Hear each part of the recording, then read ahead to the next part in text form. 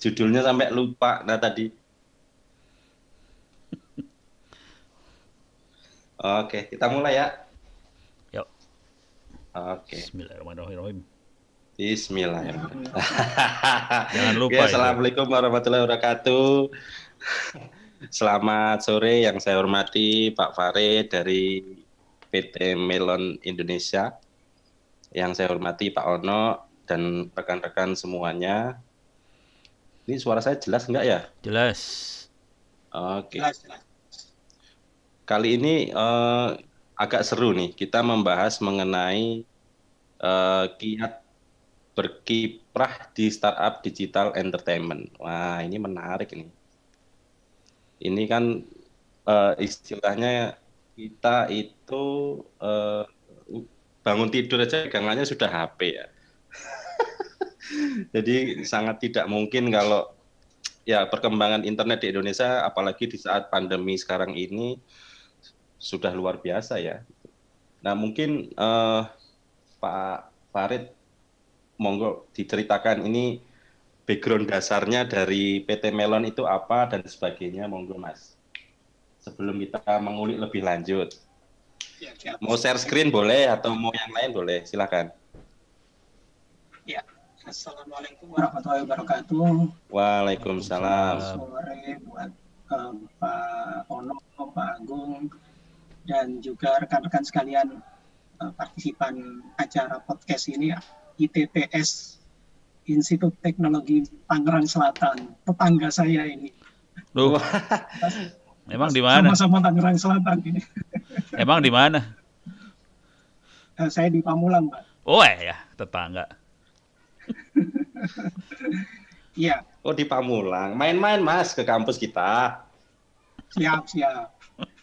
Jadi gini, mungkin saya kenalan sedikit ya dengan PT Melon Indonesia. PT Melon Indonesia itu betul tadi memang anak perusahaan Telkom yang bergerak di bidang digital entertainment konten ya Pak Ono, Pak Agung.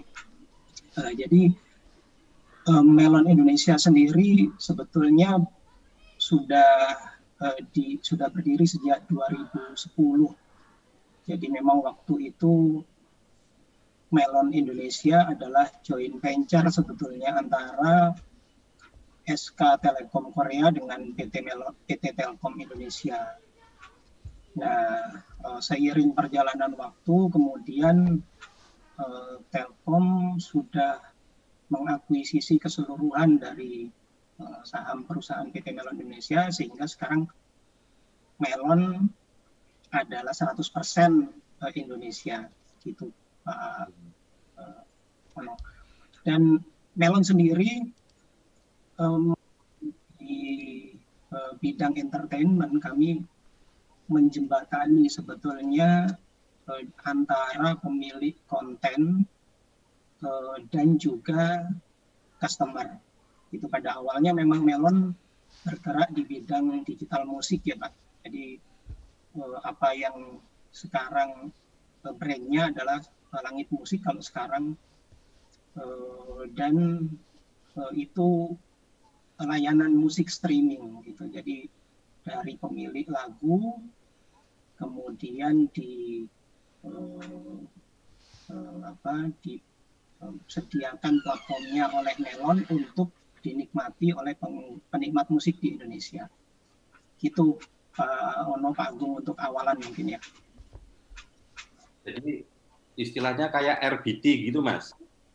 Nah, ada RBT, ada musik ya, digital musik.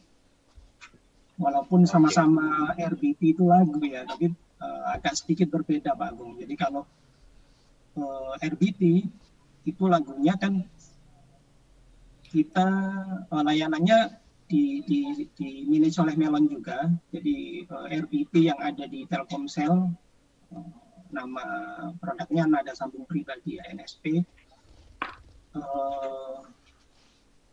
dinikmati oleh orang yang sedang menelpon ke di number gitu ya. Saya telepon Pak Agung sudah punya NSP-nya, lagu yang dibeli tadi bisa saya dengarkan ketika saya sedang menelpon Pak Agung. Oh, jenis NSP gitu ya Mas ya. Kalau NSP perkembangan apa ya, kan Melon sebetulnya sebagai core memang bergerak di sektor NSP ya, atau lagu tadi. Nah, semakin kesini kan kita ngelihat kayak diferensiasinya tuh banyak tuh Mas. Kayak ada tiket, kayak ada apa. Nah, ini kan teman-teman mungkin kalau bingung ya, kalau ingin membuat sesuatu itu harus dilihat dari mananya dulu. Sudut pandangnya itu apakah memang yang penting action dulu. Itu ya. Terus yang berikutnya apakah kita hitung-hitungan bisnis kanvas dulu, dilihat musuhnya itu seperti apa atau bagaimana? Iya. Nah, sebetulnya memang kalau di awal kita kan pasti sudah ada visi atau misi perusahaan mau kemana sih. Nah, misalnya tadi kita mau membuat memprovide digital entertainment nih. Kemudian di awal dulu karena kita punya kerjasama dengan pemilik lagu, label musik ya seluruh Indonesia maupun internasional, ada lebih dari 200 label yang sudah kerjasama dengan Melon. Artinya kita Melon ini sebagai boleh dibilang platform digital musik Indonesia yang katalognya paling lengkap, gitu, paling banyak. Gitu. Nah, dengan itu kemudian disalurkan menjadi layanan digital musik. Nah, perkembangannya bisa kemana-mana, tentu akan mengikuti tren, mengikuti pasar, kemauan user seperti apa. Itu yang kemudian akhirnya Melon tidak hanya menyediakan layanan musik Pak Agung, tapi juga akhirnya masuk ke NSP yang di situ juga ada musik juga, pemiliknya sama sebetulnya kan, label juga gitu. Kemudian nyambungnya tadi kalau di ini ada tiket atau event tadi, konser musik di Indonesia isinya juga lagu-lagu yang sama yang sebetulnya sudah ada di Melon juga kan kebanyakan. Nah, itu sebetulnya Pak Agung yang sambungnya jadi ke bisnis juga kan pasti akhirnya. Ya. Gitu. Kalau gini, kan ini tadi hubungannya sama pihak label ya Mas, atau mungkin sisi kita mungkin dengan sisi orang lain. Nah itu menjaga trust atau dari sisi sekuritas bahwa lagu ini nggak akan kemana-mana itu gimana ceritanya tuh Mas? Tapi susah nangis, susah. Kung kolam renang apa mana na. Ayos kung ay. Ada suara yang bocor. Iya. Trust ya Pak Agung. Jadi memang ini yang paling berat sih sebetulnya kalau di bisnis ya. Tapi yang memang harus dipegang sih. Jadi ketika Melon sudah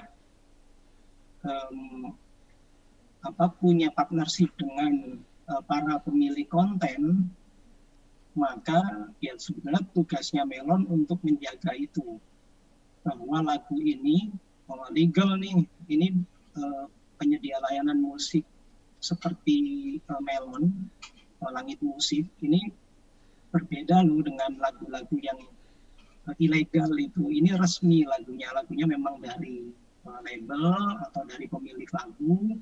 Kemudian ketika lagu ini dimainkan oleh pelanggan, revenue yang masuk juga kita kembalikan lagi ke pemilik lagu maupun baik artis maupun label dan stakeholder yang lain. Itu Pak Agung. Bagaimana revenue itu bisa sampai ke pemilik konten, itu mungkin salah satu juga bentuk kepercayaan ya Pak. Kalau menghadapi ini serangan dari Spotify, Joox, dan lain-lain gimana nih? Langkah strategisnya dari kan sebetulnya modelnya hampir sama ya, gitu. Tidak hanya hampir sama, Mbak Agung. Ini sebetulnya yang unik kalau di musik ya, Mbak Agung. Jadi musik ini kan lagunya sama. Jadi antara Spotify, Joox, Langit Musik, mungkin sekarang ada YouTube musik, atau iTunes misalnya, lagu apa misalnya, lagunya Armada, ya ada di setiap platform itu. Sehingga itu tidak bisa jadi pembeda, gitu ya. Pembedanya harus sesuatu yang lain, karena di Melon sendiri sebetulnya yang dikuatkan adalah bagaimana Langit Musik sebagai memasarkan lagu melalui aplikasi, tapi kita juga menggandeng industri musik di Indonesia supaya juga lebih berkembang. Kita mempromosikan lagu-lagu mereka, kita membuat acara roadshow apapun lah, kalau roadshow ke beberapa kota untuk menggali ada nggak sih musisi-musisi indie misalnya yang nggak lewat label tapi dipersalurkan misalnya industri musik. Mas Bro, suaranya samar-samar Mas Bro. Jadi kita, Mas Bro, suaranya tes harus agak deket ngomongnya. Ya. Nanti kelelep di laut itu. Ya. Backgroundnya laut ya. Nah ini udah oke sih, udah bagus. Masuk nggak? Bagus. Tadi agak jauh tadi ngomongnya. Nah, ini mending nih. Udah lumayan. Oke. Perasaan apa headset saya remang-remang. Ya, tes. Oke, bagus. Pak. Ya. Suaranya feedback tadi. Oh, kedekatan feedback ya. Oke.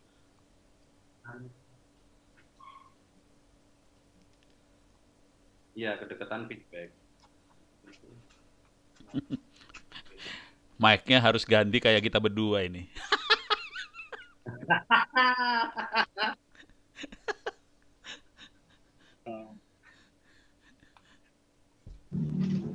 Tes. Ya, oke. Gimana Pak? Udah aman kok, Pak Farid aman. Oke. Gimana Pak Agung? Apa tadi yang ditanyakan? Ya, jadi terkait dengan gempuran dari Spotify, gempuran dari Joox, atau mungkin yang lain, kan sebetulnya secara bisnis model hampir sama tuh. Nah, artinya kalau kita ngelihat, misalkan kita bikin sebuah produk itu kan pasti amati, tiru, dan modifikasi. Kira-kira kan begitu, paling gampang. Nah, nilai uniqueness-nya menumbuhkan tingkat kepercayaan konsumen itu gimana caranya, Mas? Supaya bisnis ini tetap terjaga gitu. Iya. Halo, tes ya. Jadi memang uniknya layanan digital musik itu adalah konten itu ada di konten yang sama, ada di platform yang berbeda itu Pak Agung. Mau lagunya Sabian misalnya ya, yang lagi viral sekarang ya, itu ada di setiap platform. Di Spotify ada, di Joox ada, di ini ada, gitu, di Langit Musik ada. Nah, jadi itu bukan tidak bisa dijadikan pembeda ya. Tapi yang bisa kita lakukan tentunya adalah menggarap market yang kekuatan dari langit musik, yaitu misalnya bahwa kita Melon itu dekat dengan industri musik di Indonesia. Kita kerjasama dengan lebih dari 200 label internasional dan lokal. Lalu kami juga kerjasama dengan musisi-musisi indie yang ada di Indonesia. Nah, dengan adanya kerjasama itu, kami juga mempromokan lagu mereka, lagu-lagu lokal belum tentu dipromokan oleh platform-platform yang besar yang sudah global itu, tapi kami lebih mempromokan. Nah, kalaupun memang user yang sudah ada di platform lain bisa jadi tidak akan serta-merta pindah hanya gara-gara lagunya mau dengarkan di langit musik saja gitu. Tapi ada market yang bisa jadi belum masuk ke sana gitu, belum masuk ke platform yang lain itu. Nah, market itulah yang digarap oleh Melon juga ya, Pak Agung. Kami kerjasama dengan Telkomsel, kerjasama dengan IndiHome, dengan membuat layanan digital musik di STB IndiHome juga. Itu sebetulnya langkah-langkah yang dilakukan oleh Melon untuk menggarap marketnya. Oke. Well, tapi ini saya bukan ahli di marketing ya Pak Agung. Jadi sebetulnya ada teman-teman yang nanti bisa menjelaskan lebih jelas sih kalau terkait marketingnya. Tapi kurang lebih seperti itulah Pak Agung. Kalau dari pihak labelnya atau artisnya dikasih satu dashboard gitu nggak Mas, Pak, untuk transparansi? Ini saya sudah dengerin, saya sudah download, kira-kira profit sebulan sekian. Iya betul. Jadi itu sebetulnya ya bentuk dari menjaga kepercayaan itu ya Pak Agung. Jadi mereka punya informasi lagunya di play oleh berapa banyak orang, berapa kali, kemudian bahkan misalnya di play-nya di area mana saja sih misalnya itu mereka tahu informasi yang terkait dengan lagunya mereka saja tentunya. Termasuk revenue-nya. Berarti kalau kita ingin memulai sebuah startup atau ya sejenisnya, berarti kita harus mulai memikirkan berarti lingkungan di sekitar kita ya. Artinya kita sudah punya visi misinya mau kemana, diturunkan jadi sebuah mungkin bisnis kanvas gitu ya dan sebagainya. Baru itu dimulai. Nah, terkait dengan perhitungan dari jumlah layanan itu terhadap mungkin apa ya? Kalau orang kan sekarang ya nyun sewu mungkin terkait dengan haki atau apa kan teman-teman biasanya YouTube aja deh gitu. Nah, kalau di sisi peperangan di luar sana ya, itu kita menghadapinya apakah memang langsung strike bahwa mungkin saya nggak tahu ya, layanan di Melon ini bisa di-download atau enggak, atau hanya mungkin bulanan atau bagaimana gitu. Apakah artinya sebetulnya produknya Melon ini juga bisa kita download dan kita taruh flash disk, lempar keluar gitu atau enggak itu. Menyelamatkan aspek trust ke legal dari misalnya Aquarius, dari apa namanya label-label yang lain gitu, Mas. Iya. Layanan Melon sendiri sebetulnya ada streaming dan play offline ya Pak Agung. Tapi memang di Langit Musik misalnya kita tidak memberi layanan untuk download MP3 misalnya gitu ya. Download MP3 dulu pernah sih. Jadi pernah ada layanan package yang seperti itu. Cuman sebetulnya gini. kalau kita flashback sedikit misalnya di awal-awal 2010 sampai 2000 mungkin 2013 2015 ketika itu pembajakan masih tinggi sehingga kalau kita nyari MP3 itu mungkin lebih mudah gitu. Ke mall ada yang jualan CD berderet gitu, isinya MP3 semua. Kemudian bisa jadi harga paket data misalnya masih relatif mahal, kemudian juga bisa jadi tidak secepat itu gitu speednya, sehingga orang juga cenderung kalau bisa sih lagunya MP3 saja sudah ada di handphone, kemudian ya sudah tinggal play gitu. Nah, seiring kondisi sekarang sebetulnya handphonenya orang kayaknya lebih senang kalau dengerinnya langsung aja streaming, nggak perlu di-download, toh itu kecil kok, secara ukuran ya size kecil.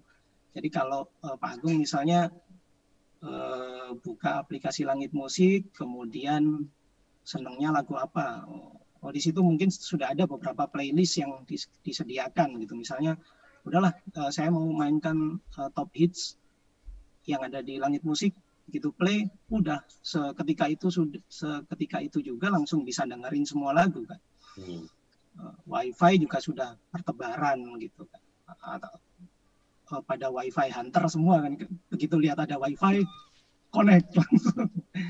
Nah jadi paket sudah cepat, orang juga kayaknya lebih nyaman untuk langsung saja streaming gitu daripada download, tunggu dulu dan seterusnya gitu. Kalau sekarang trennya seperti itu ya Pak Agung ya. Kalau di awal-awal dulu mungkin iya benar sih di download gitu. Oke. Om, sebelum Pak Ono saya masih ada satu pertanyaan terkait dengan mungkin ada dua pertanyaan.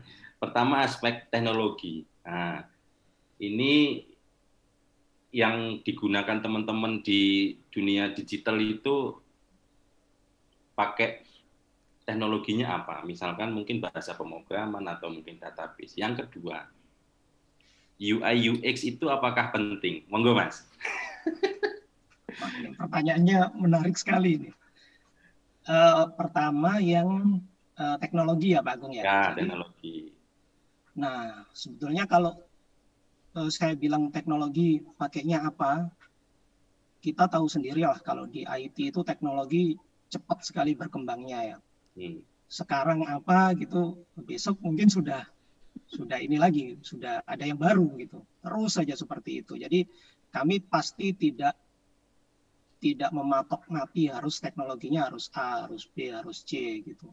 Jadi ya memang kita kalau secara misalnya bahasa pemrograman misalnya bisa lah kita sebut pakai Java, pakai apa, pakai PHP, pakai dan seterusnya. Kemudian di aplikasi mobile ya tentu kita menyesuaikan ya, kalau di Android, kemudian ada di iOS juga pakai Objective-C atau pakai Swift gitu misalnya. Jadi kita terus mengikuti perkembangan, apalagi seperti Android misalnya. Hampir setiap tahun ya kalau nggak salah dia selalu upgrade, selalu ada pembaruan. Ya kita ikuti terus gitu. Jadi kita tidak akan mematok harus pakai teknologi A atau B atau C. Yang cocok sekarang apa, kemudian apakah resource yang ada di Melon bisa memenuhi dengan cepat, itu kita dekati dulu, gitu Pak Agung. Kemudian yang kedua, apakah UI UX penting? Wah, ini sebetulnya gini Pak Agung. Rajanya kalau kita ngomong startup ya, sebetulnya prioritas utama dari setiap startup atau malah boleh dibilang setiap perusahaan gitu, siapa? Pelanggan. Nah, jadi kalau ngomong UI UX kan ya sebetulnya bagaimana membuat journey yang mudah untuk pelanggan sehingga ya solusi yang kita beri itu mensolusikan masalahnya pelanggan gitu kan. Nah, jadi UI UX ya sebetulnya sangat penting, sangat penting. Iya, iya. Karena kalau journey-nya tidak tidak match dengan kebutuhan pelanggan, akhirnya ya tidak jalan gitu. Akhirnya tidak jalan. Dan UI UX itu saya rasa sih bukan hal statis ya Pak Agung ya. Jadi UI UX yang sekarang sesuai dengan pelanggan bisa jadi beberapa waktu ke depan nanti ada perubahan.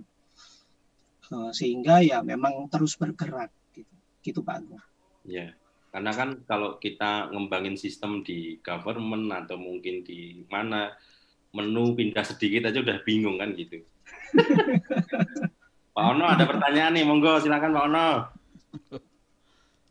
Sorry. Ya, siap. Terima kasih. Digas Pak Ono, digas. Gas enggak lah, santai. Pak Pak Farid, saya bukan dari sisi ininya ya. Saya jujur nggak terlalu tertarik dengan labelnya. Kalau label itu levelnya orang profesional banget.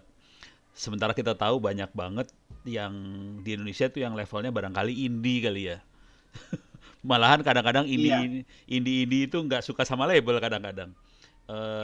Pertanyaannya kira-kira seberapa susah sih kalau satu orang atau sekelompok orang kecil pengen mendaftarkan diri ke Melon, itu satu.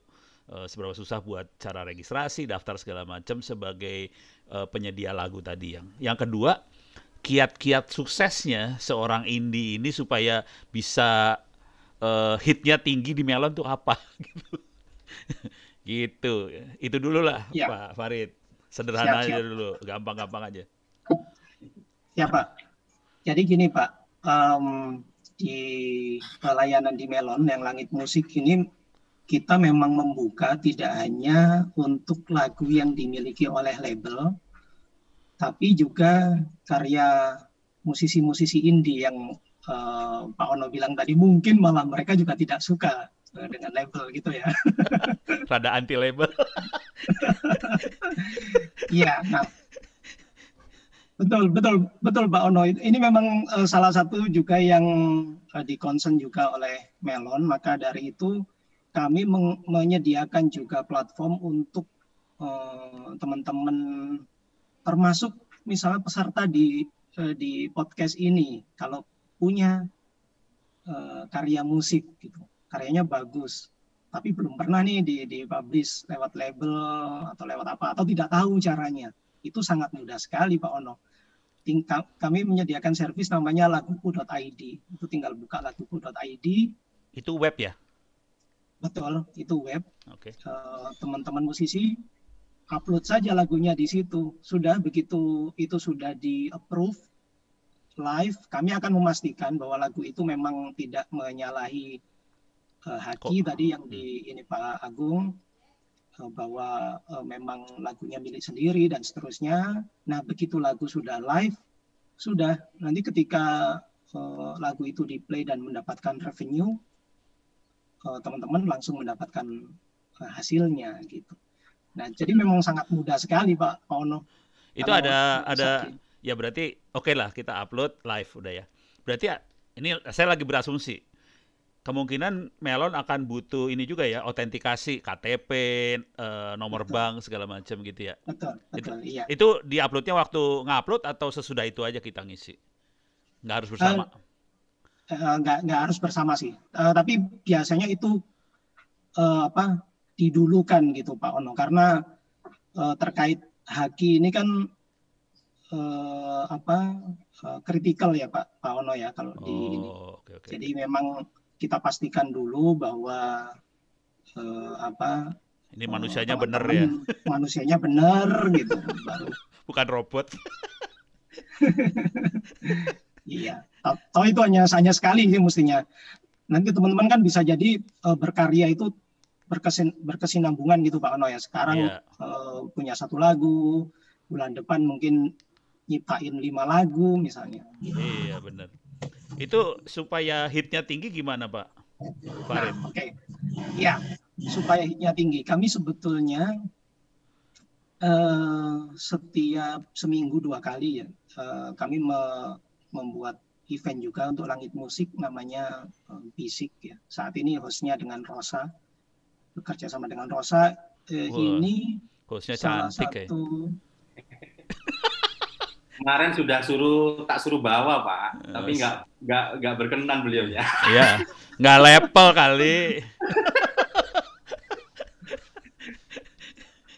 Nah ini juga salah satu cara lah Pak Ono ya untuk membuka ini loh, ada musisi yang ada di Indonesia juga gitu, ini dikenalkan gitu kan, tidak semua sudah kenal ya. Contohnya mungkin kayak yang sedang hit beberapa artis indie lah, ada Langit Sore, ada siapa lagi tuh. Nah itu juga sempat diundang juga di acara dengan Rosa itu live, sehingga itu disaksikan oleh lebih banyak orang, dan harapannya dengan itu menjadi media promosi juga gitu Pak Ono. Itu bentuknya apa? Talk show atau main musik bener atau gimana sih? Saat ini bentuknya talk show. Sebetulnya kalau dulu kita offline Pak Ono, kita sediakan tempat di kantor Telkom, acara itu di live-kan gitu. Nah, cuman karena sekarang ini pandemi, kita melalui Instagram. Kayaknya Instagram. Hitnya lebih gede Instagram daripada di kantor Telkom ya. Nggak berani ngomong. Nggak. Jadi gini, kalau hitsnya mungkin masih bisa di beat ya Pak Ono ya, karena kalau di live misalnya orangnya sebagian ada penontonnya yang datang, itu gratis acaranya, jadi penonton bisa langsung datang siapapun. Sedangkan kalau di IG live kan yang kelihatan ya angka yang di pojok kanan atas itu kan. Yang dilihat ya, kalau di kantor Telkom manusia kelihatan, kalau ini angka doang, garing. Nah betul, artis-artis pasti lebih suka ketemu orangnya langsung Pak Ono. Iya, termasuk virusnya sekali. Kalau sekarang itu buat jadi salah satu kalau kita mau sukses, Melon menyediakan kayak talk show gitu. Dari sisi pemusik indinya ada kiat-kiat, ini bukan dari sisi Melon ya, dari pemusiknya, supaya dia bisa terkenal tuh sebenarnya seperti apa sih? Taktik, strategi, bukan strategi Melon loh, strategi si pemusik loh. Ada nggak sih? Kali Pak Farid tahu. Gimana ya? Dia bukan musikus, nggak bisa ngomong. tapi mungkin gini Pak Ono, kalau mungkin kita coba lihat dari sudut pandang user ya. Kalau saya penikmat musik saja sih, saya nggak bisa main musik juga. Jadi misalnya saya penikmat musik, tentu ya kita ingin ada karya musik yang bagus gitu kan. Berarti dengan kata lain ya, musisi itu buatlah karya sebagus-bagusnya. Sesuai dengan pendengarnya ya. Sesuai dengan selera pendengar ya. Sesuai dengan selera pendengar, kalau kebetulan cocok dengan interestnya si musisi itu sendiri ya Pak ya. Karena nggak mungkin kalau misalnya saya sukanya musik dangdut tapi disuruh musik jazz gitu kan, mungkin nggak cocok. Stres langsung ICU. Oh iya itu ya. Jadi trik yang paling gede barangkali dia harus tahu dia bisanya apa, terus selera pendengar seperti apa, dicocok-cocokin gitu ya supaya bisa matching gitu ya kali. Iya, mungkin seperti itu ya. Pak Agung ini kayaknya musisi ini Pak Agung. Saya pecinta Didi Kempot. Walah. Iya. Mukanya emang. Ini ada pertanyaan menarik nih. Dari Mas Danar Saputra. Pertama gini, kalau kita pengen ngerilis lagu gitu ya, itu apakah dari sisi misalkan belum punya haknya, itu apakah didaftarkan sendiri oleh bandnya atau didaftarkan oleh Melonnya? Itu yang pertama. Yang kedua, kira-kira punya teknik untuk pendeteksian plagiasi atau enggak? Gitu. Plagiat musik tapi lo ini bukan teks. Iya betul. Karena kan itu not per not atau mungkin ada kalau Plagiat kita nada itu iya, seru. Menarik dari sisi teknologi menarik loh itu. iya iya iya. Iya, Monggo Mas, siapa tahu sudah ada lah. iya. Yang pertama tadi apakah lagu harus Hakinya. punya haki dulu gitu ya. Iya.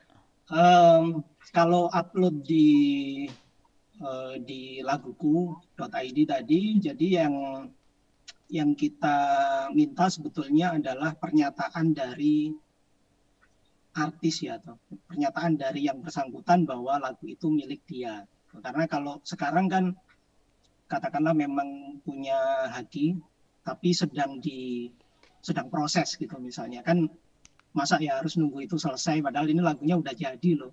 Kenapa nggak langsung aja gitu misalnya. Nah itu pernyataan itu penting untuk menyatakan bahwa ya lagunya memang punya dia gitu, dia nggak nyiplak, dia nggak ngambil punya orang gitu misalnya. Nah itu salah satunya.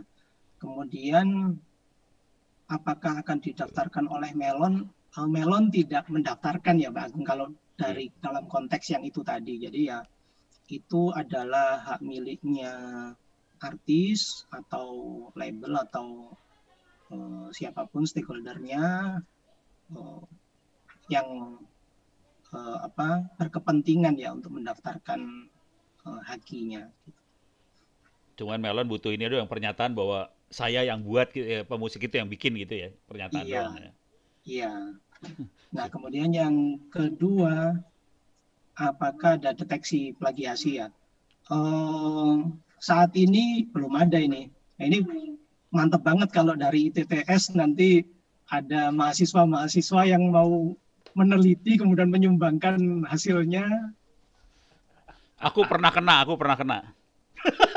Saya kenanya gini, cerita aja dikit. Jadi waktu itu saya bikin video YouTube tentang bikin radio pakai software di komputer. Jadi saya nerangin di YouTube, saya bikin radio FM pakai software di komputer, terus saya praktekkan radionya. Sambil dengerin stasiun radio FM beneran didengerin. Musiknya keluar kan? Musik dari radio itu kan keluar. Itu langsung sama YouTube langsung copyright, melanggar copyright. Ya jancuk tapi bilang. Kedetek live loh sama YouTube, kurang ajar ya. Jago itu, kurang ajar. Bener asli, jago. Ya, sebetulnya hampir sama, mungkin yang dimaksud hampir sama dengan di YouTube ya. Kadang-kadang saya ngerekam, misalkan anak lagi main, tiba-tiba ada suara, mungkin entah dari mobil jalan ada suara, atau mungkin dari televisi, tiba-tiba dicek sebagai copyright. Nah, ini menarik sih, mungkin Pak Ono atau mungkin dari sisi teman-teman Melon. Jadi bagaimana kalau mungkin dari sesi satu platform itu sendiri kan mungkin kalau di YouTube ada platformnya sendiri ya. Jangan-jangan ketika lagu yang sudah diidentifikasi oleh mereka sendiri, kemudian sudah ada pernyataan, begitu mungkin switch ke YouTube, kena juga itu. Iya. Iya, jelas secara teknologi jelas ada Pak Agung ya, seperti yang di YouTube tadi. Sebenarnya Melon sendiri juga kita pernah bikin satu aplikasi eksperimen untuk deteksi lagu. Jadi gini, kita misalnya sedang dengar radio misalnya. Dengar radio ada lagu yang sedang main. Wah, saya suka lagu ini. Tapi nggak tahu judulnya apa. Gitu kan. Nah, aplikasi itu nanti tinggal kita nyalakan saja, dia langsung ngasih tahu ini loh judul lagunya, artisnya apa, klik aja. Begitu diklik, udah langsung ngeplay di aplikasi Melon. Nah, itu salah satu juga ya Pak Agung yang bisa deteksi itu. Itu untuk deteksi bahwa lagunya sama gitu kan sebetulnya. Iya. Mungkin kayak ini ya, Google yang bisa ngomong itu kali ya. Jadi ditranslate kemudian jadi, oh ini lagunya ini, kira-kira gitu. Atau ada mesin learning-nya sendiri. Kalau aku ngelihatnya itu kayak memang deteksi plagiat. Cuman kalau teks sama audio beda loh. Teks lebih gampang, audio itu susah soalnya dia time series. Sorry, saya mesin learning-nya dikeluarin.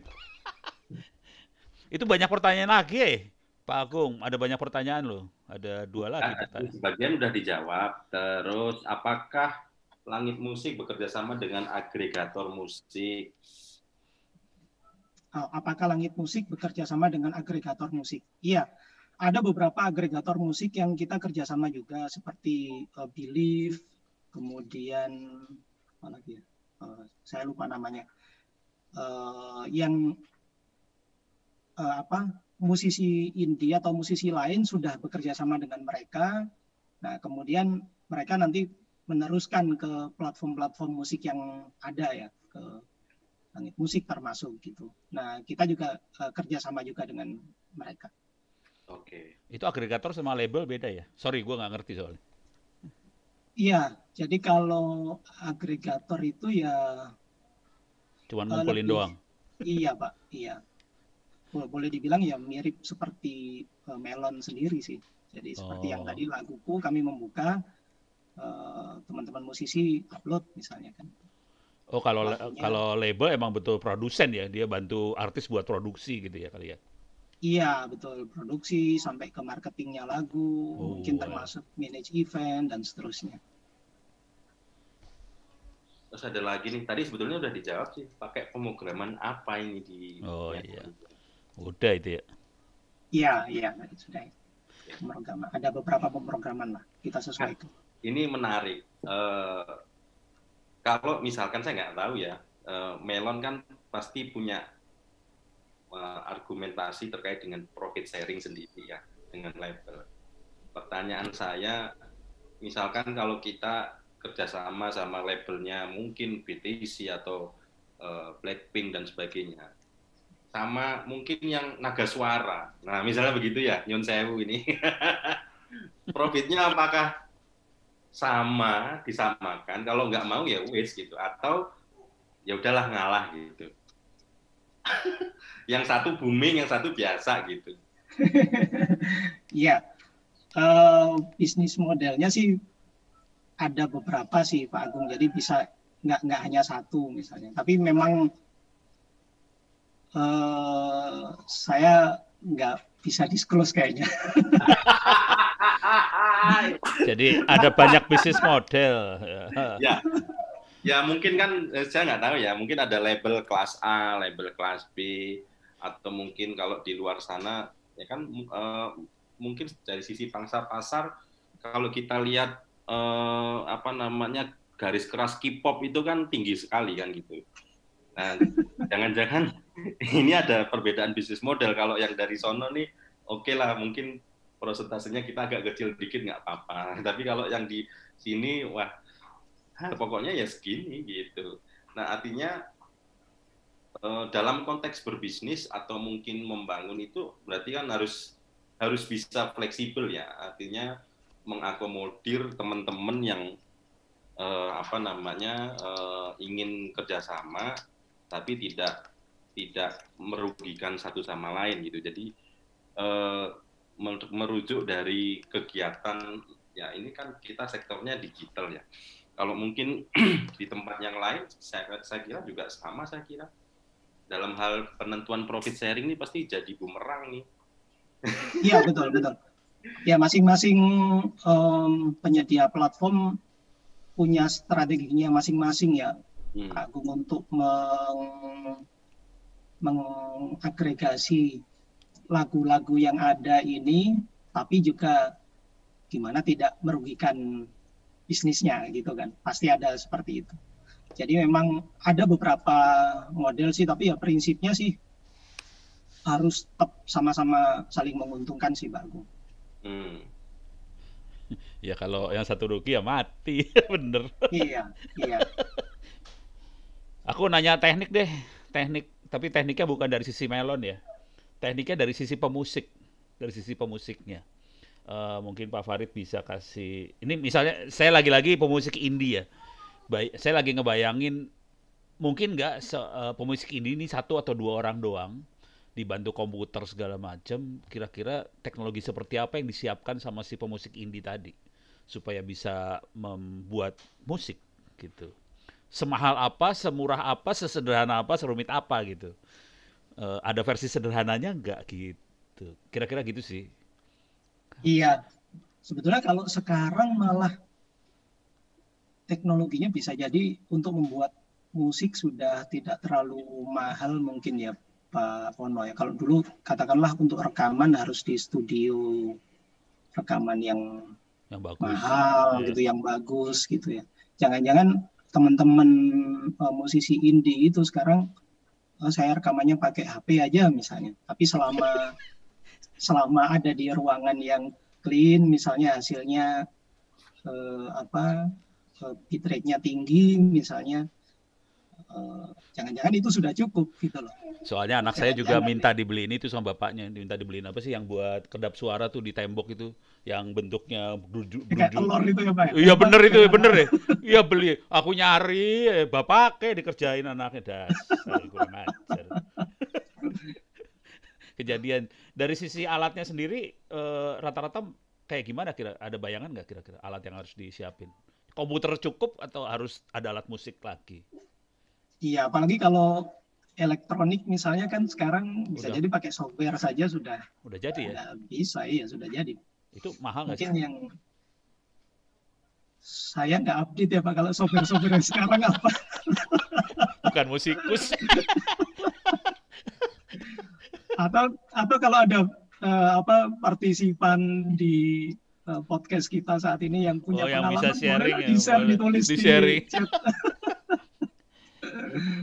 Kalau di Linux saya ada LMMS, cuman ya free, cuman ya nggak tahu seberapa bagus dibandingkan yang komersial ya. Linux multimedia Iya. S-nya lupa Oppo gitu. Linux multimedia apa gitu. Ya, itu kayak programming MIDI gitu loh. Jadi betul-betul Iya. software banget gila.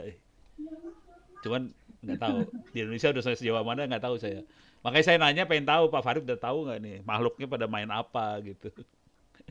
Iya, kebetulan saya bukan musisi jadi saya nggak pernah main itu juga. Ya wes nggak apa-apa. Pak Agung. Ya, siap. Ini cukup menarik, Pak. Saya punya pengalaman pribadi dengan Pak Farid ini dalam menjaga, dulu servernya ada banyak banget itu. Ada berapa tier gitu.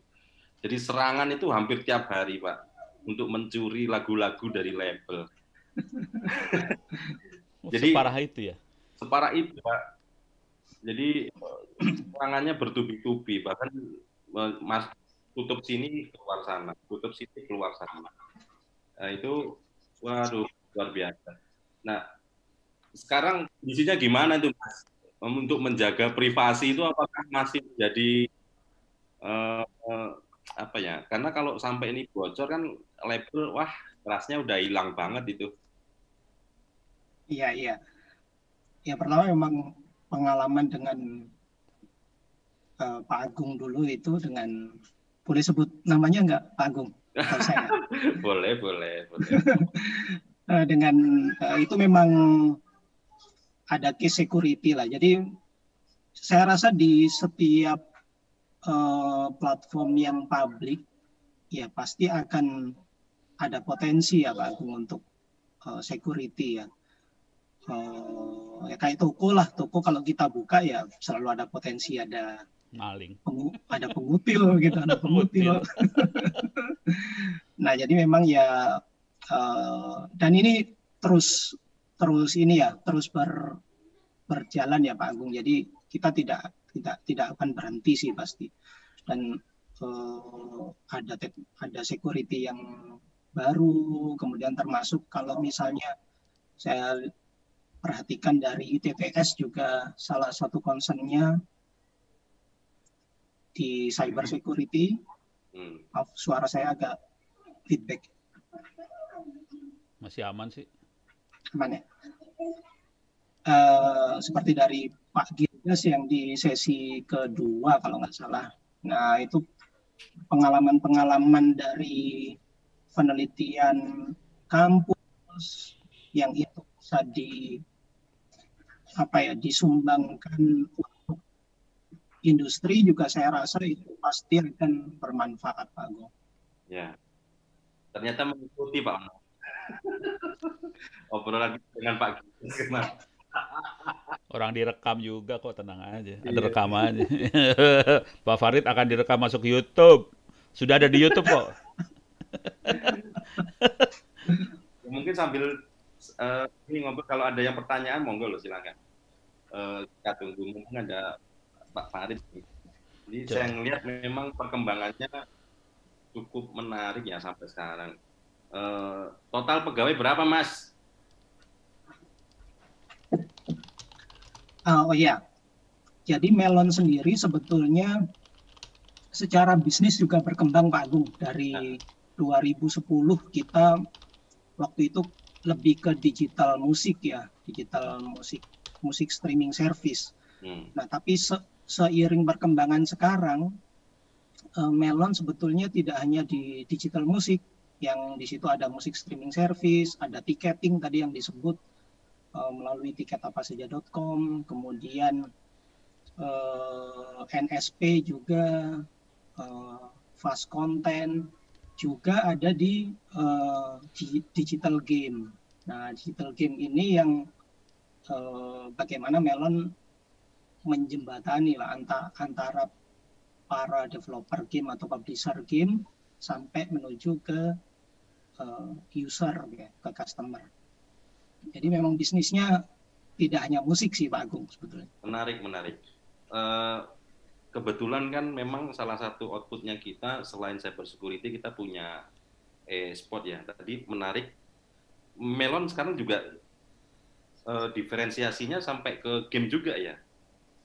Betul. Kita ada punya Upoint Esport, itu channel di YouTube juga Pak Agung. Itu lumayan juga, sekarang mungkin sudah 300.000 lebih subscriber ya. Dan kita selalu mengadakan event rutin seminggu sekian kali gitu kalau nggak salah, untuk mewadahi tidak hanya gamenya ya, tapi ya playernya ya.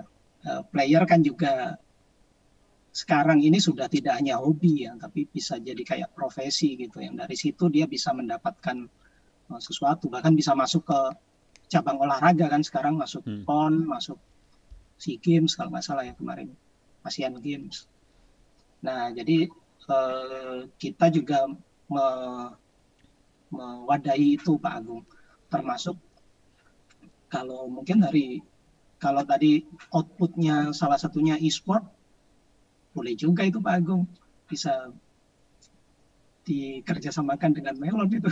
Ya, kita kan punya unit kegiatan mahasiswa atau pengembangan mahasiswa. Salah satunya ini belum launching sih, lagi kita develop gitu. Jadi kita punya satu ya mekanisme sendiri ya. Jadi kan di sana juga sudah banyak ya, ada PUBG, ada macam-macam. Nah, ini kita membuat satu diferensiasi peta Indonesia gitu ya, temanya tema pejuang gitu.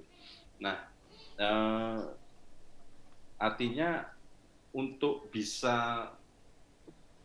menuju ke arah yang mungkin levelnya bisa pro player gitu, apa Mas yang harus, kalau tadi kan kalau di lagu ya kita membuat satu pernyataan bahwa kamu nggak jiplak, kamu nggak apa. Nah, kalau di game itu perlakuannya gimana, dan mungkin ada satu websitenya yang mungkin kayak tadi di laguku ID untuk diupload atau apa gitu, Mas? Iya, jadi kalau dalam hal ini Melon juga bekerja sama dengan Telkom Pak Agung. Ada event Indigo Game Startup kalau nggak salah itu. Jadi dari Telkom nanti akan menyeleksi lah para game developer ini, dan kemudian dari situ bisa lebih lanjut gitu. Nah, proses di seleksi tadi yang bisa jadi bisa membantu itu tadi Pak Agung, membantu proses apakah gamenya perlu masukan atau enggak, apa saja yang bisa dilakukan gitu ya Bang. Karena di sana kan ada mentor-mentornya juga ya. Ada mentor apa yang bisa dilakukan, kemudian mungkin juga teknologinya boleh yang banget bisa dipakai. Karena kan kita supervisinya dari dosen-dosen itu sendiri ya. Jadi ini cukup menarik nih kalau nanti ke depannya supaya bisa lebih diterima masyarakat. Karena lagi memang booming-boomingnya ya. Oh, betul, ini booming banget Pak Agung. Nah, Melon sendiri juga sudah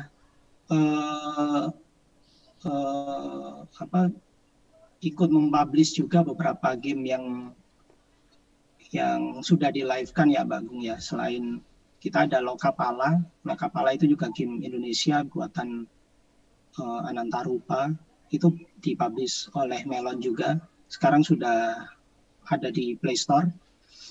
Kemudian kita kerjasama juga dengan developer luar di game Arena Master, dan juga ada Three Kingdom ya. Sekarang masih beta kalau tidak salah. Jadi memang ada beberapa game yang akhirnya sudah ikut dipublish juga oleh Melon dengan kerjasama dengan Telkom, dengan Telkomsel. Pak, ini saya boleh share screen nggak yang brief profile ini, Pak? Boleh, monggo. Ini kan mungkin teman-teman masih ada mungkin yang ngeblank juga nih. Ini ada sedikit ya PowerPoint dikit lah. Jadi tadi awalnya memang bermitra dengan luar ya Pak, tapi sekarang sudah 100% Indonesia ya? Iya, betul. Oke. Dengan SK Telkom. Oke. Jadi kontennya ada beberapa ya ini. Terus kemudian, dari digital musik, kemudian ada digital game juga. Nah, ini menarik ini. Ini kalau yang ini apa nih, Mas? Untuk yang Simplify Business Value Chain ini? Iya, jadi Melon melalui Viewpoint ini kita menyediakan payment agregator dan payment platform, Pak Agung. Jadi dari penyedia game kita menyediakan voucher yang bisa dibeli di end user, baik melalui web dunia games di Telkomsel maupun dari dalam game itu sendiri ya misalnya gitu. Nah, ini yang dijembatani oleh Melon, jadi platform di backend-nya di provide oleh Melon. Gitu Pak Agung. Jadi sehingga pemilik game misalnya Arena misalnya ya provide voucher itu untuk layanan di Indonesia disediakan oleh Melon di dalamnya. Gitu ya. Menarik ini. Jos. Ini itu istilahnya banyak banget nih yang nggak kenal. perasaan kayak di luar negeri banget ya. Mungkin hanya di game ini yang teman-teman juga lebih familiar mungkin Pak Agung ya, ada Free Fire, ada Mobile Legends. Iya. Loh, ini yang ini GoPay, OVO, yang tadi bukan itu, beda lagi ya? Yang tadi ini kan Upoint, Uni itu beda ya sama ini, bedanya apa sih? Jadi di penyedia penyedia voucher itu kan juga disediakan oleh beberapa provider ya Pak Ono ya. Itu ada Kodapay, ada Unipin. Nah, kemudian ini disalurkan juga melalui Upoint ke game-game yang ada gitu. Ono. Bukan, maksud saya ini nih. Kalau ini kan Upoint, Unipin, Kodapay, MimoPay. Coba Pak Agung next. Nah, kalau yang ini kan GoPay, iya. Bedanya apa kok beda banget itu? Iya, jadi di sisi end user ketika membayar kan menggunakan alat bayar yang bisa jadi berbeda-beda. Iya. Ono, jadi misalnya tadi membeli voucher untuk game Mobile Legends misalnya. Iya. Kami memprovide alat bayar yang ada di Indonesia ini sudah banyak ini gitu. Jadi dari ini alat bayar Indonesianya yang ini ya. Betul. Kalau yang tadi alat bayar apa itu? Yang tadi penyedia vouchernya, kemudian. Oh, itu bukan Indonesia yang itu ya? Indonesia juga tadi. Ada di Indonesia, ada Indonesia juga ya. Oh, ini penyedia Jadi, voucher. Penyedia voucher game. Kalau yang itu Iya, alat bayarnya. Oh. alat bayarnya. Kalau yang tadi, Wah. jadi yang di sini alat bayarnya. Oh, ada kayak gitu ya. iya, Menarik. Bapak sih mainannya radio mulu. Iya. Gua ngertinya antena. Pas bagian gini gua bengong, ini apa? Iya. Terus sebentar, saya cek dulu mana tadi ya? Sampai mana tadi? Oke. Oh ini partner ekosistemnya ya. Iya, jadi kita kerjasama juga misalnya kalau ada yang partner yang ingin membuat store juga gitu kan, kontennya sudah kita agregasi tadi dari yang pemilik game, kemudian dari alat bayarnya. Nah, ini bisa jadi misalnya seperti apa? Misalnya Excel misalnya sudah punya aplikasi misalnya, tapi dia di dalamnya ingin membuat store yang isinya game-game juga. Nah, ini bisa kerjasama dengan Melon, di situ sudah ada semua kontennya. Jadi dia tinggal menyediakan saja untuk pelanggannya dia kan gitu. Gitu Pak Agung. Mantap. Oke. Terus apa lagi nih? Oke, kalau ini apa nih? Nah, ini ekosistemnya saja sih. Dari yang kita ceritakan tadi memang dari lagu itu sampai ke depan itu kan sebetulnya ada beberapa stakeholder yang terlibat ya Pak Agung, mulai dari ya artisnya ya, pemilik lagunya, kemudian bisa lewat label, tapi bisa juga yang seperti Pak Ono tadi nggak mau label, langsung aja. Itu indie artis itu ya, indie artis itu. Iya gitu. Kemudian dari situ juga ada promotor yang kemudian promotornya membuat event tentang lagu itu juga kan, artisnya yang bersangkutan. Kemudian di event itu tentu membutuhkan tiket manajemen sistem untuk biar user bisa gimana caranya saya bisa datang ke sana, saya bisa ikut join. Nah itu Melon juga menangani juga melalui tiketapasaja.com. Kalau dari beberapa diferensiasi ini, yang growth-nya paling tinggi apa nih, Mas? Apakah masih di model musik, atau mungkin jangan-jangan tiket yang sudah mulai naik, atau mungkin yang lain? Tiket ya. Sebetulnya game dan musik dua-duanya ada growth yang bagus sih, Pak Agung. Jadi walaupun kalau melihat situasi sekarang, gaming itu memang sangat viral banget ya, sampai anak-anak kecil pun pada nge-game semua gitu kan. Iya. Aku bayar di Indomaret aja berantem sama anak-anak mau beli voucher game coba. Nah, itu. Jadi gaming itu memang luar biasa sih. Ganas ya game. Nah, sedangkan kalau musik sebetulnya lumayan bagus. Hanya ketika ada pandemi ini ya beberapa event yang sifatnya offline memang terdampak ya Pak Agung ya. Yang offline terdampak. Jadi sejak Maret kalau nggak salah ya, Maret tahun lalu itu hampir tidak ada ya event konser yang dibuka gitu, yang offline, yang betul-betul pelanggan datang gitu. Walaupun kami di akhir tahun lalu sempat bekerja sama dengan salah satu promotor menyediakan membantu terselenggaranya event yang dinikmati dari dalam mobil. Jadi saya lupa apa namanya, car experience gitu konser. Jadi artisnya ada Kahitna, ada beberapa artis yang lain. Dia betul-betul ada panggung, ada sound system beneran. Tapi pelanggan datang ke sana harus ada di dalam mobil, tidak turun dari mobil, menyaksikannya via Zoom. Mobilnya boleh di mana aja ya? Mobilnya di lokasi, Pak. Mobilnya di lokasi. Nah, Jadi suaranya dia bisa dengerin dari sound system gitu kan. Oh alah. Tapi dia bisa berinteraksi dengan artisnya melalui Zoom. Oh alah. Menarik. Ya. Jadi Kayak itu sempat. kayak yang kemarin untuk nonton bioskop di luar itu atau gimana?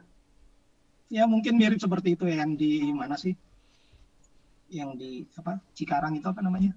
Lupa tuh ya. Iya, yang di sana itu. Ya mirip seperti itu. Ya. Jadi tiketing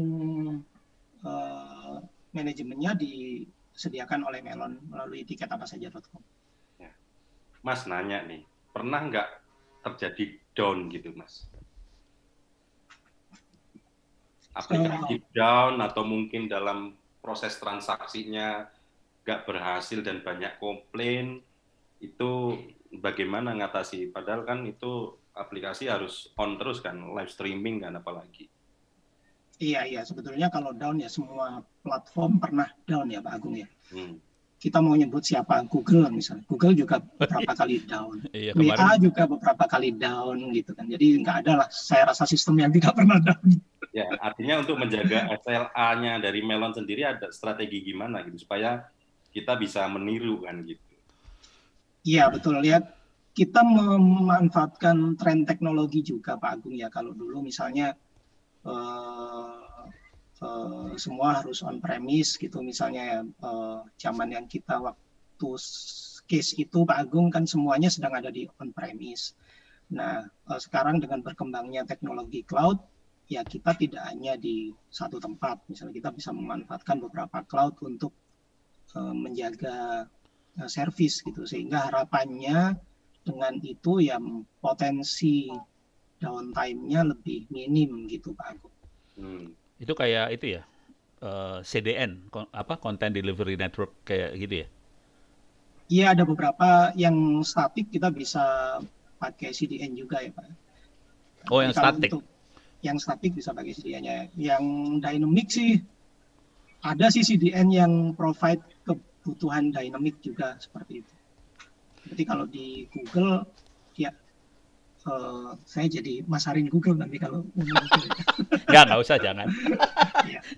Aku nanya dong, ini aku kemarin ngobrol-ngobrol sama orang, kan cloud kan ada banyak pilihannya ya, ada infrastructure as service, ada platform as a service, terus yang baru-baru kan ada yang kayak Kubernetes, Docker segala macem.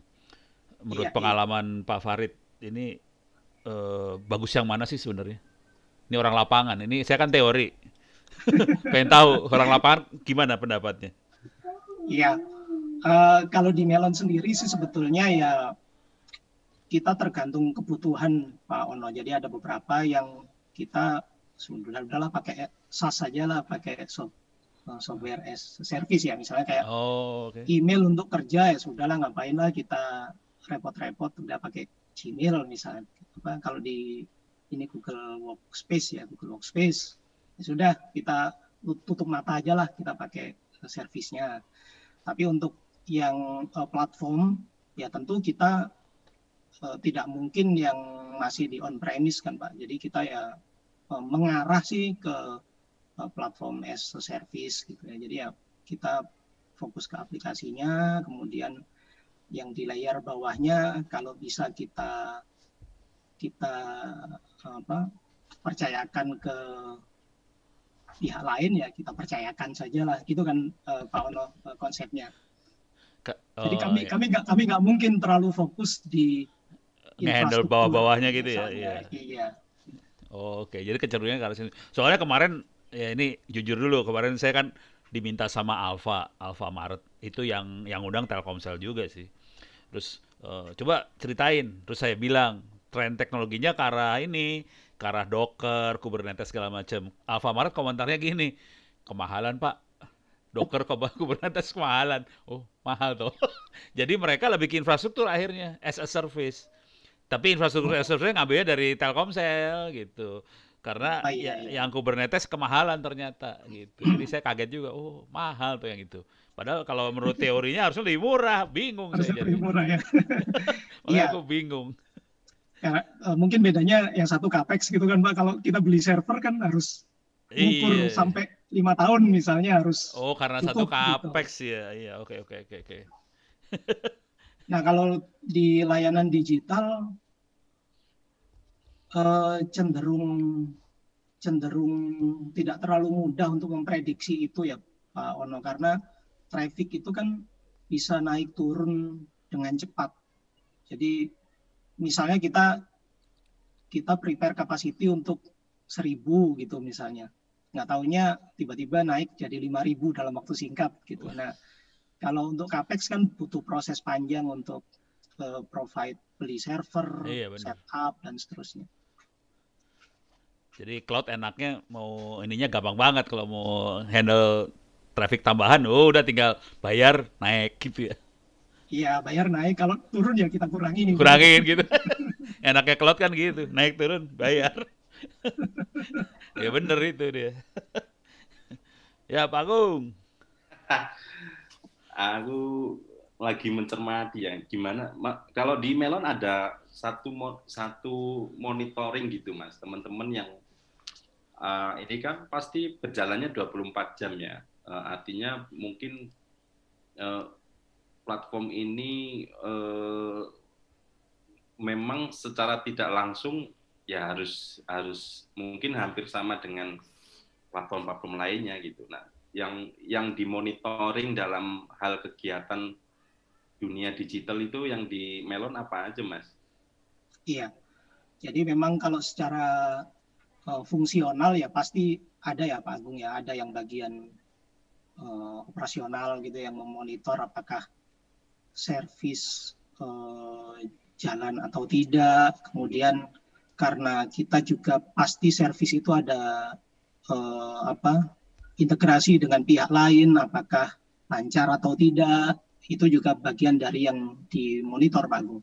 Karena kan ini bukan sistem yang berdiri sendiri kan Pak. Misalnya tadi alat bayar itu juga ada integrasi dengan misalnya dengan Telkomsel misalnya untuk pembayaran pakai pulsa.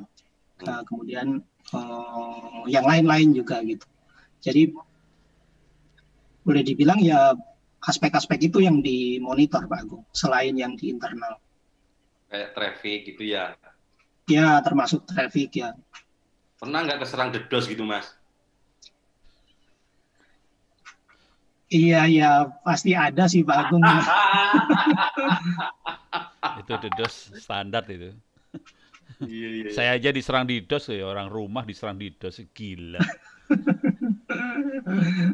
Sorry Pak Farid, aku share screen ya. Ini ada pertanyaan dari YouTube ya. Ini ada pertanyaan dari YouTube dari Mas Rion Effendi, Ref Effendi Gmail, Z88. Kalau mau buat game bagusnya pakai bahasa apa? Ini ke Pak Ono sebenarnya. Cuman karena narasumbernya Pak Farid, saya minta Pak Farid yang jawab dulu. Jadi, tapi nggak tahu bisa nggak tuh Pak Farid pakai bahasa apa?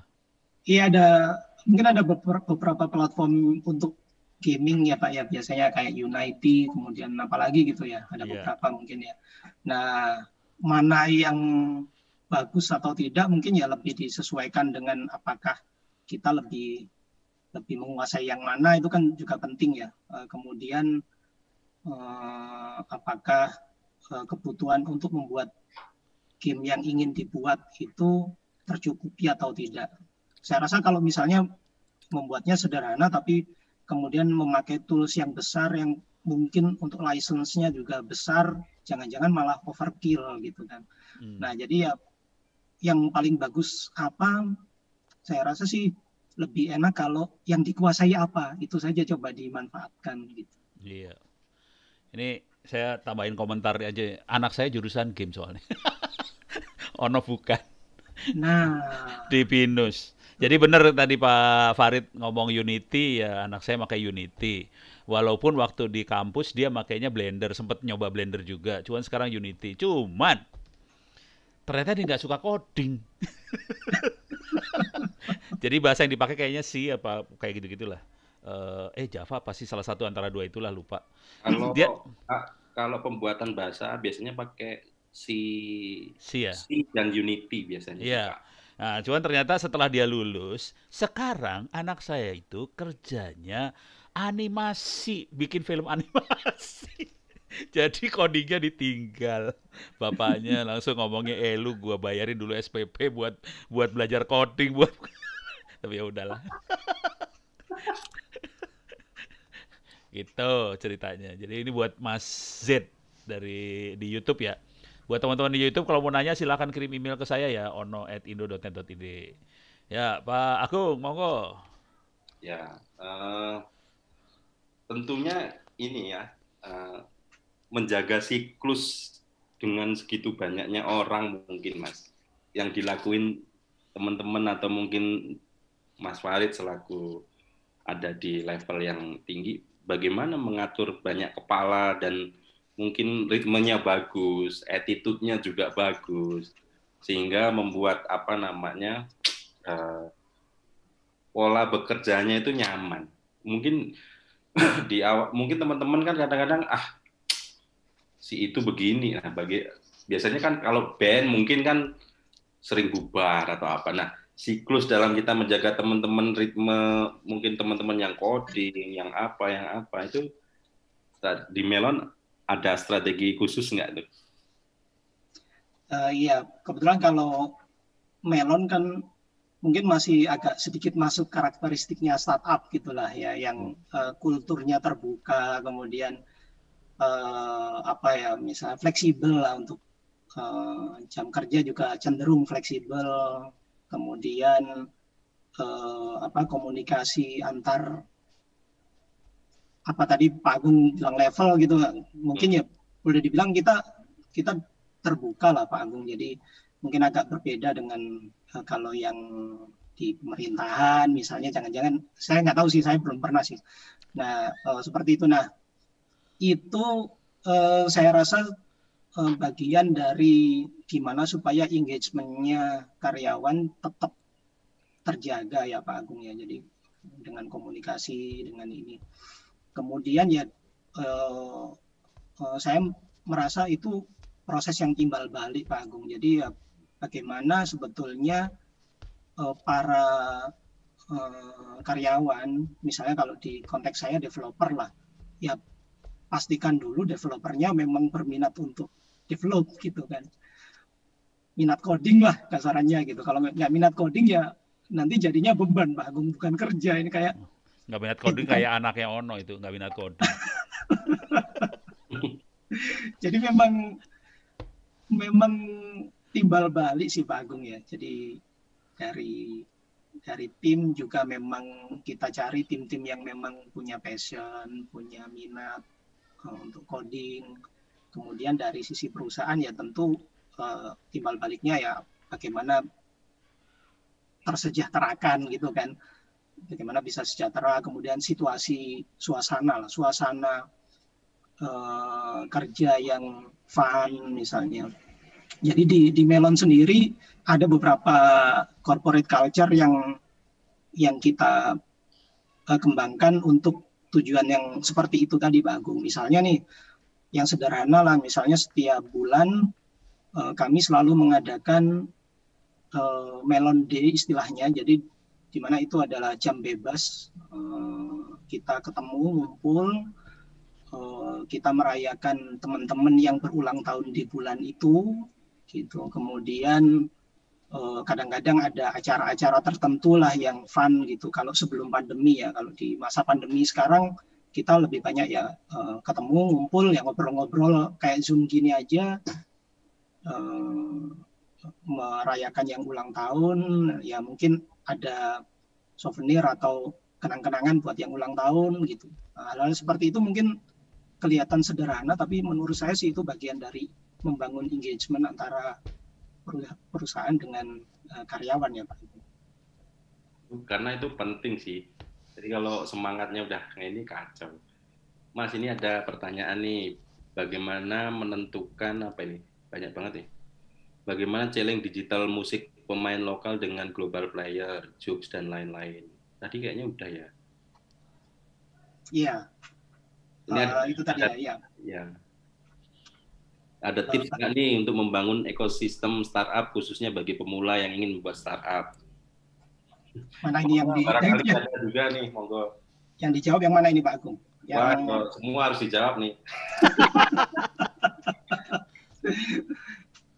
ya, kalau yang pemain lokal sama global tadi sepertinya sudah. Jadi ya kita mendorong industri lokal lah supaya bisa jadi raja di negaranya sendiri ya. Tidak tidak termarginalkan gitu kan. Nah, ya Melon membantu itu. Cuman challenge-nya apa? Challenge itu apa sih? Challenge tantangannya buat pemain lokal sama global itu tantangannya apa sih? Lokal melawan global itu tantangannya apa? Iya. Kalau yang dimaksud pemain ini mungkin ke platformnya ya atau servisnya ya Pak Ono ya. Jadi Oh, misalnya lebih ke servis. dengan Spotify misalnya ya. Oh, oke. Oh, oke, ngerti. Sudah besar ya. Saya lagi mikirnya pemusiknya soalnya. Oke, service ya udah oke. Confirm. Iya, gitu. Ini ada lagi Mas, untuk database-nya apakah pernah ada bocor? Bocor itu gimana ya? Ya, mungkin ke hack atau ke apa gitu. Bocor itu kayak bolong. Alhamdulillah sepertinya sih belum ya Pak Agung ya. Jangan. Lah, ya. Jangan belum kalimatnya. Ya jangan ya. Alhamdulillah sih tidak sih. Nah saya rasa ya kalau sebagai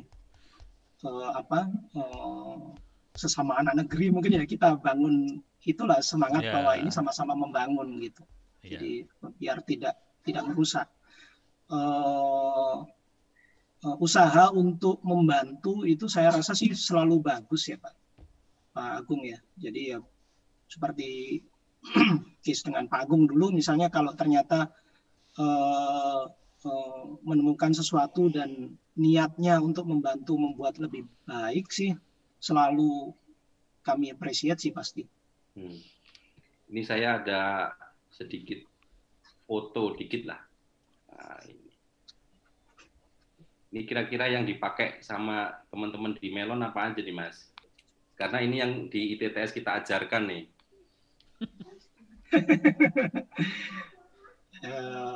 Saya ketutupan chatnya ini. Tunggu. Wah. Salah share ya saya ya? Enggak, betul. Oh. Yang mana yang dipakai ya? Di setiap layer ini kita ada yang pakai sih Pak Agung. Oke. Tidak semua. Bahasa pemrograman mungkin sama, ada C++, ada Android dan sebagainya. Ada Java, ada PHP, pakai semua sih. Kemudian di layer bawah ini ada Jira, GitLab, Jenkins. Hampir di setiap layer kita pakai Pak Agung. Di data science ya ada apa ini? Ada Tableau, kita visualisasi itu. Ya, visualisasi kita pakai Data Studio, pakai apa. Kemudian, ya, karena kan ini kita menyesuaikan dengan kebutuhan industri ya, apalagi ke depan kan PT Melon kalau nyari programmer nggak usah jauh-jauh gitu. Mantap.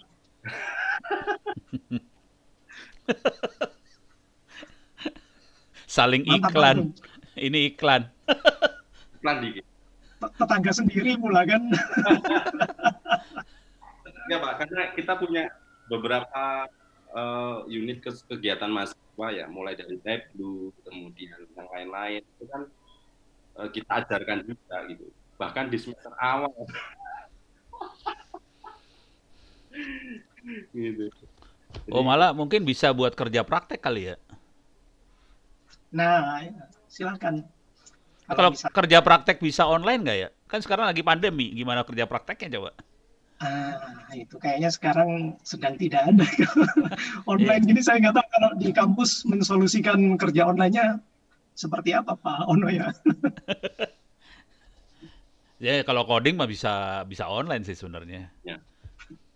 Ya mungkin karena ini ya Pak, nggak semua orang akan ahli di semua bidang ya. Jadi mungkin teman-teman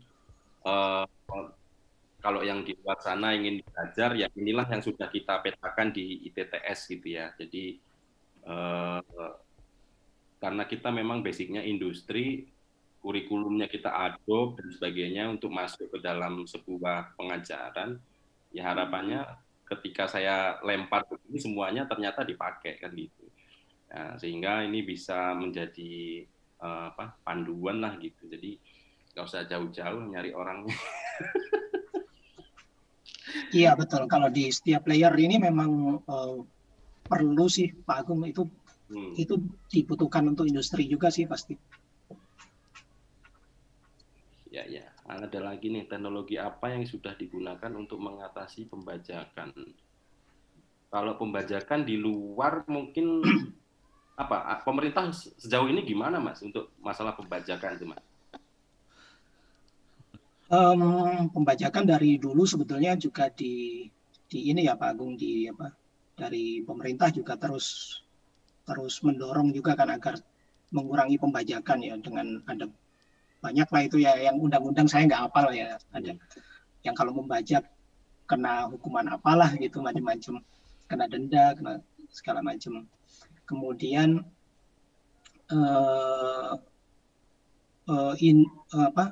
tapi faktanya memang di lapangan memang tadi yang saya ceritakan, kalau kita lihat, kalau musik ya, misalnya kita ke mall dulu sebelum beberapa tahun yang lalu lah, itu ya banyak yang jual CD-CD ilegal gitu kan. Sekarang udah jarang banget. Sekarang kita malah nggak ke mall kan, jadi ya mungkin ini berkah juga bagi yang digital. Iya. Saya streaming semua. Oke, berarti kalau kiatnya terkait dengan bagaimana kita memulai sebuah startup, sebetulnya kita harus definisikan dulu ya Pak Farid ya, apa sebetulnya yang menjadi mungkin pasar atau mungkin kita keresahan yang ada di masyarakat dan sebagainya, atau mungkin dimulai dari hobi dan sebagainya. Dan mungkin juga kalau yang nggak punya platform ya mungkin aspek sosmed bisa digunakan dulu kali ya. Kalau kita misalkan endingnya bukan ke sana, misalkan aspek pariwisata, makanan, atau mungkin nanti jualan bakso dan apa sebagainya, kan mungkin platformnya sudah banyak ya gitu. Nah kalau kemudian setelah itu mungkin baru dibuat ya, kira-kira saya mau jualan apa atau bikin apa, saingannya siapa, dia sudah sampai mana, uniqueness kita di mana, kita mau jual berapa, kira-kira mungkin gitu ya kali ya Pak Farid ya.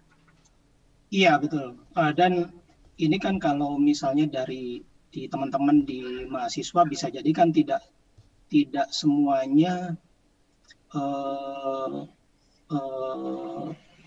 harus memulai dengan membuat startup kan Pak Agung. Bisa juga tadi dengan join ke startup yang sudah ada gitu, atau yang sedang ada gitu, atau yang mau membuka gitu. Nah itu kalau memang case-nya seperti itu kan sebenarnya masih mirip sih. Jadi yang pertama ya kita cari ya, kita sebenarnya minat untuk mensolusikan masalah apa sih misalnya ya. Kalau untuk yang membuat startup gitu, kita tahu misalnya ada masalah di user dan kita ingin mensolusikan, itu bagian dari memulai startup. Tapi bisa juga kita tahu ada startup yang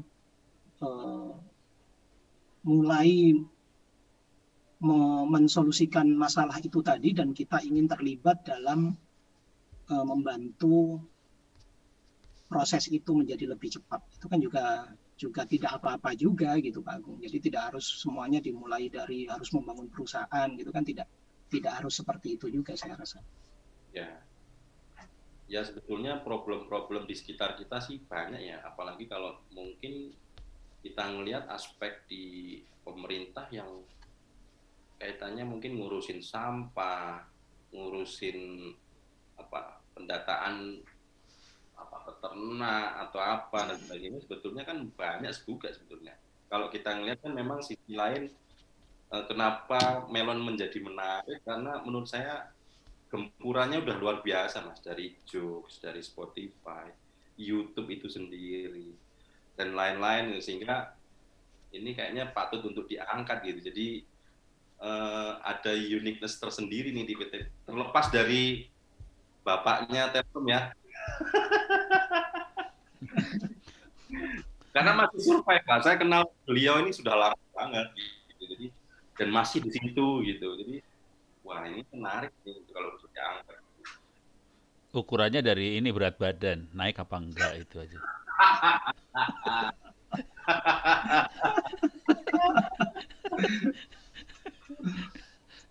Kalau di Melon gitu, kalau untuk riset and developernya sejauh mana Mas? Ada tim sendiri nggak? Iya, kita ada tim yang internal dan ada juga kita kerjasamakan dengan pihak lain ya Pak Agung. Jadi termasuk research dan development kita ada tim internal juga. Beberapa mungkin Pak Agung juga sempat ketemu yang di beberapa tahun yang lalu gitu. Nah, tapi kita ada juga yang partner dengan pihak lain gitu. Nah, jadi ya itu yang yang kita jadikan sebagai dasar untuk membangun platform sebetulnya. Ya, karena cukup menarik. Jadi podcast minggu yang lalu itu kita dengan PT Aruba yang mungkin bapaknya adalah HP. Kemarin kita sempat menyampaikan dan karena kita memang sudah MOU sebelumnya. Jadi kalau tadi kan mungkin ada pertanyaan yang cukup menggelitik ya, adakah software untuk misalkan ngecek plagiasi gitu ya. Nah artinya kalau dari sisi kita akademisi itu kan algoritma dalam penelitian itu kan banyak sekali. Nah apakah memang di sisi Melon itu ada artinya diperbolehkan untuk kolaborasi yang seperti itu atau tidak? Iya ya, saya rasa sih itu sangat terbuka ya Pak Agung ya. Jadi kelebihan dari pihak kampus yang bisa menerjemahkan dari banyak teori kemudian menjadi satu penelitian yang hasilnya itu bisa dimanfaatkan oleh industri kan.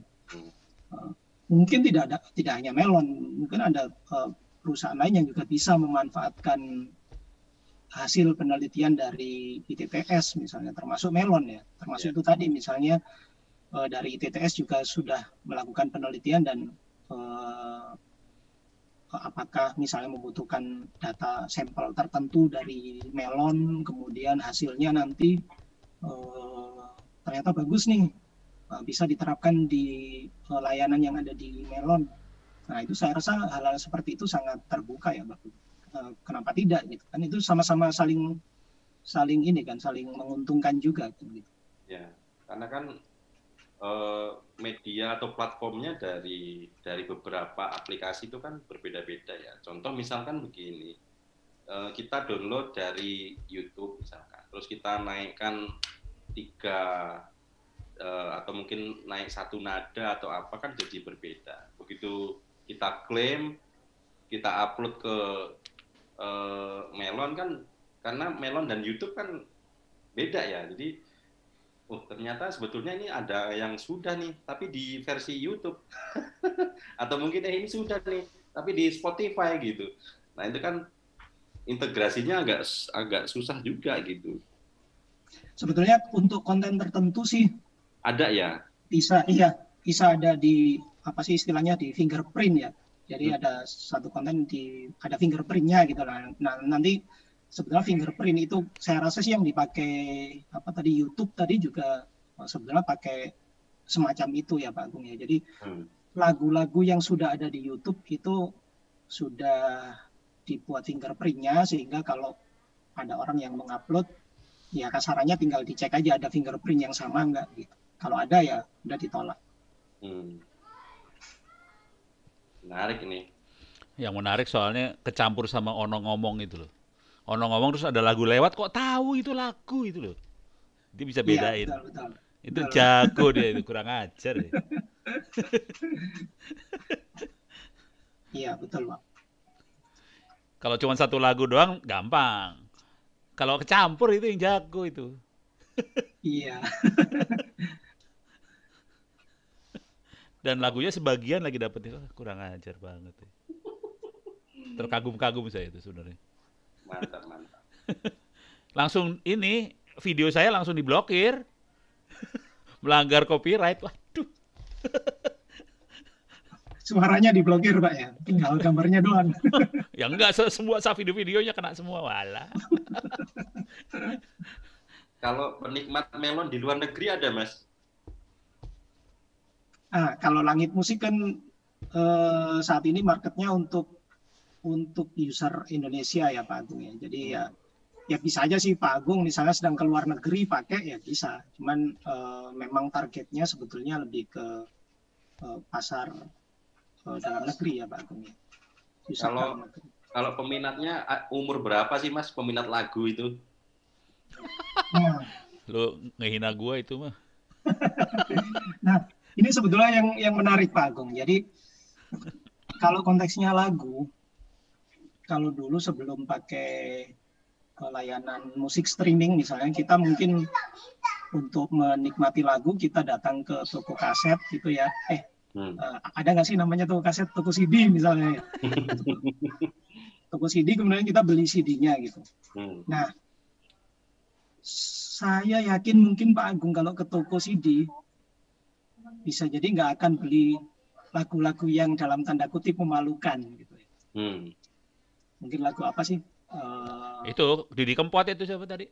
Nah, Didi Kempot atau Inul misalnya. Saya yakin tidak akan mau beli itu di toko gitu. Karena nanti malu begitu bayar. Oh, ini ternyata. Ternyata Pak Agung seleranya itu loh. Indonesia banget ya Pak.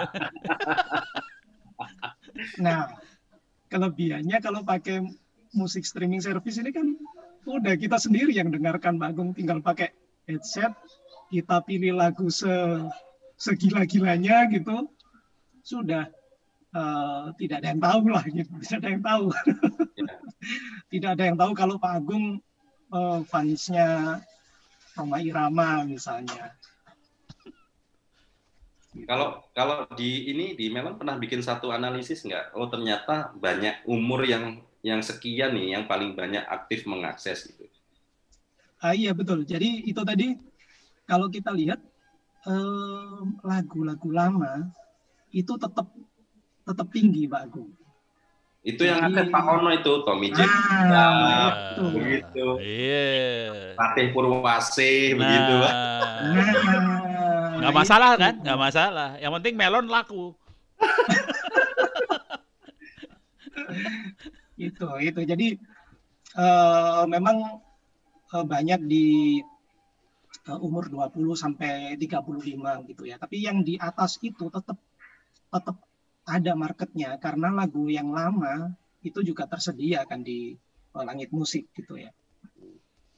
Itu dari pihak labelnya ada, kalau dari pihak melonnya ada kompresi lagi nggak Mas? Misalkan begini kan di dalam teknik kompresi atau mungkin meningkatkan kualitas lagu itu kan label punya cara sendiri. Begitu masuk ke platformnya Melon suaranya jadi lebih bagus atau mungkin dikonversi lagi atau bagaimana? Ya, kalau membuat lebih bagus sih tergantung sumbernya ya Pak Agung ya. Jadi kalau sumbernya sudah bagus, ya segitu gitu, maksimal segitu gitu kan. Nah, cuman memang kalau di sisi platform tentu kami melakukan beberapa konversi Pak Agung untuk menyesuaikan ya. Misalnya kalau yang kita terima formatnya WAV gitu, itu kan gede banget itu. Kalau satu lagu 5 menit, WAV-nya mungkin bisa 20 atau 50 mega katakanlah. Nah itu kan tidak mungkin dan dia kalau nggak salah WAV tidak streamable ya, jadi dia tidak bisa di stream kan nanti. Nah itu yang kita convert ke format lain yang lebih user friendly lah gitu ya. Misalnya tadi kalau WAV katakanlah bitrate-nya 1000 sekian gitu. Sudahlah kita turunkan jadi kita sediakan yang M4E 128 misalnya. Itu kalau didengerin pakai headset biasa gini sudah oke banget itu. Nah, proses-proses itu yang kami lakukan di Melon sehingga ketika layanan dinikmati oleh user, dia tetap journey-nya tetap bagus gitu Pak Agung. Tidak harus nunggu download selama itu gitu kalau file ukurannya gede. Menarik sih karena satu sisi kan kalau kita bicara digital begitu ya. Kalau kita bicara ekosistem yang lain kan berarti mungkin teknologinya akan sama. Bagaimana menampilkan sebuah gambar yang tidak terlalu berat tapi image-nya bagus. Terus kemudian mungkin ada video, mungkin juga jadi bagus dan sebagainya. Saya kira ketika kita mau memulai sebetulnya banyak sih yang PR-nya yang harus berarti ya untuk membuat satu yang penting kan action dulu ya. Masalah itu nanti unicorn, dekakon dan popcorn yang lain itu entah yang lain monggo aja gitu. Tapi yang penting kan kita lurus-lurus aja gitu ya. Tapi ya juga jangan asal-asalan kan gitu. Bagaimana kita memodelkan sebuah platform kita ini supaya diterima. Kalau biasanya kalau kita coaching klinik untuk startup itu kan salah satunya mungkin itu. Yang kedua behind the scene. Siapa orang-orang di belakangmu itu untuk mensupportmu itu orang-orangnya oke-oke enggak gitu. Jadi orang-orang untuk berinvestasi bahwa itu bagus, menarik. Sederhananya kita bikin analisis SWOT atau mungkin kita bikin satu bisnis canvas yang lain. Saya kira itu harus banyak ini sih literasi saya kira. Benar nggak Pak Ono? Iya. Bagian dari proses. Iya. Ya udah punya teman Pak Farid, Melon segala macam ya lumayan lah. Ntar kita gojlok anak-anak itu supaya jadi orang. Siapa? Nanti yang untung juga Pak Farid lagi. Butuh orang ini dong. Iya, ada, siap. Ya. Ini udah mau maghrib Pak. Mungkin ada satu statement Pak. Pak Ono silakan. Loh, saya Pak Farid aja ya. tamunya. Oh iya, tamu monggo Mas Farid. Dan mungkin satu statement bahwa teman-teman yang mau bikin startup itu harus bagaimana itu. Iya. Jadi kan ini konteksnya memang bagaimana berkiprah di startup ya. Jadi memang kalau pastikan kita memang punya sesuatu untuk mensolusikan user problem ya. Nah, itu bisa jadi titik awal untuk kalau kita ingin memulai startup. Nah, cuman bagi rekan-rekan lain yang belum tentu nih memulai startup tapi ingin ikut membantu startup yang lain misalnya ya, kembangkan skill pribadi ya, skill diri juga perlu dikembangkan sehingga dengan skill itu ya kita bisa membantu tidak hanya startup itu sendiri tapi ya termasuk diri kita juga dan mungkin pada akhirnya ya bangsa Indonesia gitu. Ya, mungkin satu lagi ya. Banyakin nongkrong atau kenalan kali ya.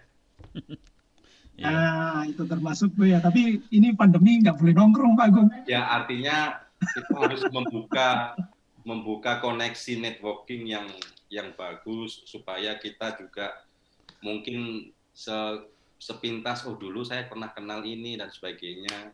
Ya barangkali melewati networking itu jadi terbantu saya kira sih gitu. Iya.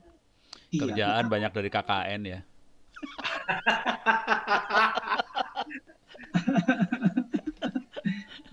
Iya. Integriti ya Pak Agung ya. Integritas kan perlu juga. Ya, okay. Saya rasa itu. Oke, terima kasih Pak Farid. Terima kasih Pak Farid. Thank you. Terima kasih Pak Agung. Waktunya mepet.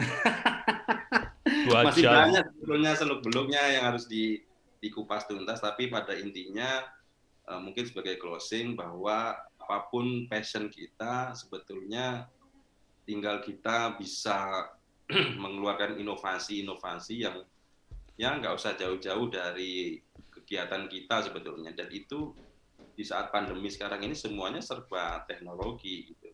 Nah memang ketika apalagi sekarang ada clubhouse dan sebagainya ya, itu yang bagus sih. Jadi kita nggak nyangka ada clubhouse juga. Nah tapi tetaplah menjadi dirimu sendiri sih, tetap berinovasi, banyakin networking. Terus kemudian kalau misalnya ada yang kurang ya segera dipenuhi dan teamwork sih. Itu. Oke Pak, terima kasih atas waktunya. Mudah-mudahan Terima kasih sama-sama. Terima kasih. Apa lagi yang selanjutnya? Jangan lupa ditonton minggu depan lagi. Wis. Iklan. Ya, jangan lupa ditonton ya teman-teman ya. Iya. Ini rekamannya diupload kok, tenang. Pak Farid akan ada selalu. Oke, pamit G, terima kasih. Ya, terima kasih. Teman-teman yang udah join, terima kasih. Sampai jumpa minggu depan. Assalamualaikum warahmatullahi wabarakatuh. Waalaikumsalam warahmatullahi wabarakatuh. Terima kasih semuanya. G, makasih. Terima kasih Pak. Makasih. Izin live ya Pak. Yo. Ya, monggo.